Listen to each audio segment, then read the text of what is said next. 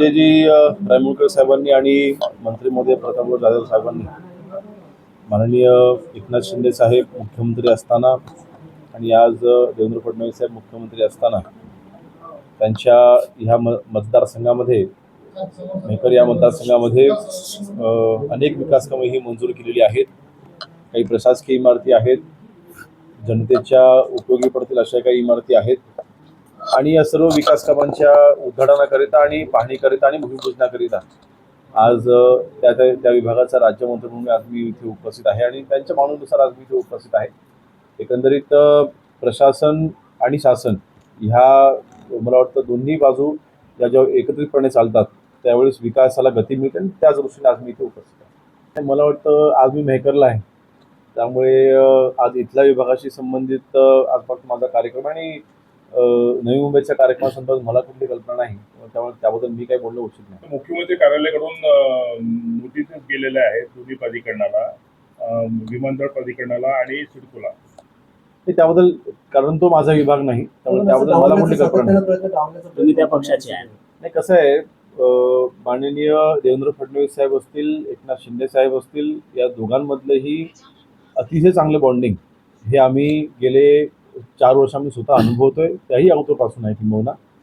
परंतु माध्यमांच्या मध्ये ज्या काही बातम्या येत असतात वारंवार विरोधकांच्याकडनं हेच करायचे प्रयत्न होत आहेत की दोघांमध्ये काही मतभेद आहेत. असे कुठलेही मतभेद नाहीत. आता देखील विधान परिषदेच्या जागांच्या वाटपाच्या संदर्भामध्ये अतिशय चांगलं एक कोऑर्डिनेशन दोन्हीही पक्षामध्ये पाहायला मिळालं. तिन्ही पक्षामध्ये किंबहुना कुठेही वाद झाले नाही आहेत. ठीक आहे, काही ठराविक ठिकाणी होतात, काही कार्यकर्त्यांची मनधरणी करायला कधी वेळ लागतो, परंतु फडणवीस साहेब असतील किंवा शिंदे साहेब असतील या दोघांमध्येही अतिशय चांगलं बॉन्डिंग आहे आणि आमचं सगळं हे अतिशय चांगल्यारीत्या पुढे जात आहे. तुमच्या नेत्याकडून काही असे स्टेटमेंट आलेले आहेत की भाजपातर्फे मित्र पक्षांना डावलण्यात येत आहेत. आमचे कोण नेते? संजय गायकवाडांनी तसं म्हटलं. ते त्यांचं वैयक्तिक मत असेल, ते आमचं पक्षाचं मत नाही. आज माननीय एकनाथ शिंदे साहेबांनी शिवसेना ज्या पद्धतीने वाढवलेली आहे, आज माननीय एकनाथ शिंदे साहेब ज्या पद्धतीने शिवसेना पुढे घेऊन जात आहेत, आम्हाला त्याचा सार्थ अभिमान आहे. आणि भाजपच्या वरिष्ठ नेत्यांनी अनेक वेळेला सांगितलेलं आहे की आपण पक्ष वाढवण्यासाठी कधीच कुठली मनाई नाही किंवा याच्यामध्ये कोणाचा विरोध असण्याचं कारण नाही. त्यामुळे वारंवार शिवसेना आणि भाजपमध्ये काही सख्य नाही किंवा आता आमचं नातं आता तुटत आलेलं आहे अशा ज्या काही बातम्या येत आहेत त्याच्यामध्ये कुठल्याही पद्धतीचं तथ्य नाही.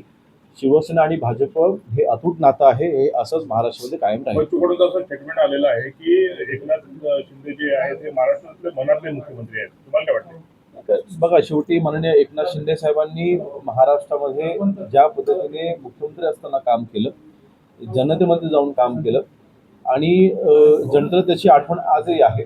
माननीय एकनाथ शिंदे साहेबांच्या नेतृत्वाखाली महाराष्ट्रामध्ये सर्वात जास्त शासन निर्णय हे लागू केले गेले, त्याची अंमलबजावणी झाली, ऐतिहासिक निर्णय झाले. अर्थातच माननीय एकनाथ शिंदे साहेबांना साथ, ही भक्कम साथ त्यावेळेस उपमुख्यमंत्री म्हणून देवेंद्र फडणवीस साहेबांनी साथ दिली, माननीय अजितदादांनी साथ दिली आणि तिघांनी मिळून सरकार ज्या पद्धतीने त्यावेळेस चालवणे, आजही तिघही पक्ष म्हणून ज्या पद्धतीने सरकार चालवत आहे, मला वाटतं सरकारच्या मनातलं सरकार, जनतेच्या मनातलं सरकार आज राज्यामध्ये आपल्याला पाहायला मिळते. जे जळगाव जामोदची हत्याकांड आहे, राजुरा, जळगाव जामोदमध्ये हत्याकांड आहे राजुरा, त्या प्रकरणाची काही माहिती आहे? नाही, कसं आहे, शेवटी गृहराज्य मंत्री म्हणून माझ्याकडे शहरी आहे, म्हणजे सगळे कमिशनरेट हे माझ्याकडे आहे, त्यामुळे ग्रामीणचा आता हा प्रश्न आहे. परंतु नक्कीच मला वाटतं जिथे कायदा सुव्यवस्थेचा प्रश्न आहे त्या ठिकाणी आम्ही सर्वच लक्ष ठेवून आहोत. आदिवासी दोषींवरती 100% तिथे योग्य ती कारवाई केली. विमानतळामध्ये भाजपाचा नेता पकडला गेला स्मगलिंग करताना, मला त्याची कल्पना नहीं। सर, संजय राउत ने कहा है कि एमएलसी चुनाव में 150 करोड़ रुपए का उलाढाल हुआ है, खरीदे बेचे गए उसके अंदर।